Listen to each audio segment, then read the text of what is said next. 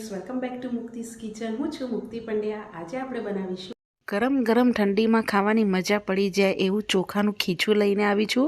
અહીંયા તમે ખીચું પરફેક્ટ માપ સાથે કેવી રીતે બનાવશો, અને જો તમે મારી માપ સાથે બનાવશો તો તમારું અહીંયા ખીચું ચીકણું બી નહીં બને અને એકદમ પરફેક્ટ બનશે. તો ખીચું બનાવવા માટે સૌથી પહેલાં અહીંયા તમારે એક કડાઈમાં 2.5 વાટકી જેટલું પાણી લેવાનું છે. જે વાટકીથી તમે ચોખાનો લોટ માપો એ જ વાટકીથી તમારે 2.5 વાટકી જેટલું પાણી લેવાનું રહેશે. પાણી અહીંયા હલકું ગરમ થાય એટલે એની અંદર તમારે અહીંયા 1/2 ચમચી જેવું તમારે જીરું એડ કરવાનું છે. અહીંયા થોડું તમારે શેકેલું જીરું લેવાનું. પછી સ્વાદ પ્રમાણે મીઠું એડ કરીશું. 1 થી 1.5 ચમચી જેટલું અહીંયા મરચાંની આપણે પેસ્ટ એડ કરીશું. અહીંયા અધકચરું મરચું વાટીને તમારે એડ કરવાનું. તમને અહીંયા આદુનો ફ્લેવર કે લસણનો ફ્લેવર ગમતો હોય ખીચામાં તો તમે અહીંયા એડ કરી શકો છો. એ પણ તમારે અધકચરું જ વાટીને એડ કરવાનું. પછી એની અંદર 5 ચમચી જેટલું તમારે અહીંયા અજમો એડ કરવાનો. અજમો એડ નાખવાથી ખીચાની અંદર સુગંધ બહુ સરસ આવે છે. અને 2 ચમચી જેટલું અહીંયા આપણે સિંગતેલ ઉપયોગ કરીશું. ખીચાની અંદર સિંગતેલનો સ્વાદ બહુ જ સરસ લાગે છે, પણ તમે જો જે બી તેલ તમે વાપરતા હોય એ તમે તેલ અહીંયા એડ કરી શકો છો. હવે આને આપણે 3 થી 4 મિનિટ જેવું આપણે આને ઉકળવા દેવાનું છે, જેથી આપણે જે મરચાંની પેસ્ટ, જીરું, અજમો બધું એડ કર્યું છે એ સરસ એવું ચડી જાય. પાણી અહીંયા સરસ ઉકળી જાય પછી આની અંદર તમારે 5 ચમચી જેટલું અહીંયા પાપડ ખાર એડ કરવાનું છે. અહીંયા તમારી પાસે પાપડ ખાર ના હોય તો ખાવાનો સોડા ચપટી જ એડ કરવાના, વધારે એડ નહીં કરવાના. પાપડ ખાર એડ કરો ત્યારે ગેસની ફ્લેમ સ્લો કરી દેવાની, કારણ કે પાપડ ખાર એડ કરશો ત્યારે એ તરત જ એમાં ઉભરો આવે છે. એટલે સ્લો ગેસ કરીને તમારે પાપડનો ખાર એડ કરવાનો. ખીચામાં પાપડનો ખાર એડ કરવાથી ખીચું તમારું એકદમ સરસ છૂટું અને સરસ બને છે. પાપડ ખાર એડ કર્યા પછી આ પાણીને તમારે 1 મિનિટ જેવું ઉકળવા દેવાનું છે, જેથી પાપડ ખાર બી પાણીમાં સરસ એવો ચડી જાય. પાપડ ખાર એડ થઈ જાય અને પાણી 1 મિનિટ જેવું ઉકળી જાય પછી આની અંદર આપણે ચોખાનો લોટ લેવાનો છે. અહીંયા મેં 1 વાટકી ચોખાનો લોટ લીધેલો છે. એમાંથી પહેલાં આપણે અડધો ચોખાનો લોટ એડ કરીને આ રીતે વેલણની મદદથી તમારે મિક્સ કરવાનું રહેશે. વેલણની મદદથી મિક્સ કરવાથી ચોખાના ખીચામાં ગઠ્ઠા નહીં પડે. પછી એક વખત મિક્સ થાય પછી બીજું 1/2 વાટકીમાંથી આપણે આ રીતે થોડુંક પાછું એડ કરવાનું લોટ અને એને બી મિક્સ કરી દેવાનું.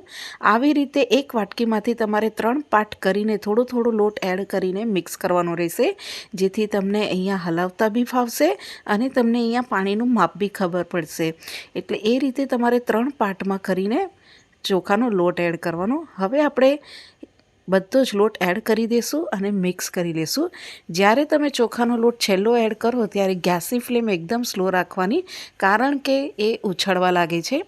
આ રીતે મિક્સ થઈ જાય અને પછી તમને જો આમાં થોડુંક પાણી ઓછું લાગે તો 2 ચમચી જેટલું જ પાણી વધારે એડ કરવાનું.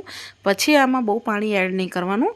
હવે વેલણની અંદર જે ખીચુંનો ચોખાનો લોટ ચીપકેલો હોય બધો જ કાઢી દેવાનો અને આને હવે આપણે સ્ટીમ આપવાનું છે. તો આ રીતે બીજા ગેસ ઉપર તવી ગરમ કરવા મૂકી દેવાની અને જે ખીચાની કઢાઈ છે એને તમારે તવી પર મૂકીને અને ઢાંકીને 2 થી 3 મિનિટ માટે સ્ટીમ થવા દઈશું, જેથી ખીચાની અંદર સરસ એવો બધા જ મસાલાનો ફ્લેવર આવી જાય.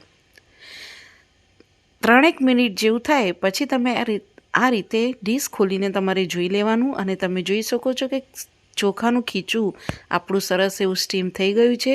તમને સરસ એવી સુગંધ આવવા લાગશે. આ રીતે મિક્સ કરી લેવાનું એક વખત અને તમે જોઈ શકો છો કે અહીંયા જે આપણું ચોખાનું ખીચું છે એકદમ જ સરસ બન્યું છે. બહુ પતલું નહીં અને બહુ ઘટ્ટ નહીં એવું બન્યું છે. ને આ રીતે તમારું ચોખાનું ખીચું બનીને રેડી થવું જોઈએ. બહુ લચકા પડતું અહીંયા બનવું ના જોઈએ. તો તમારું જો અહીંયા માપ પરફેક્ટ હશે પાણીનું તો તમારું ખીચું એકદમ સરસ જ બનશે.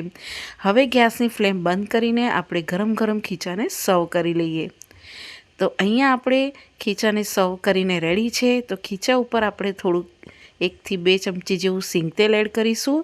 ખીચામાં સિંગતેલનો જ સરસ એવો સ્વાદ લાગે છે, પણ તમે જો સિંગતેલ ઉપયોગમાં ન લેતા હોય તો તમે અહીંયા બીજું કોઈ બી તેલ લઈ શકો છો. પછી આના ઉપર આપણે મેથીનો મસાલો આવે છે એ થોડું સ્પ્રિંકલ કરીશું.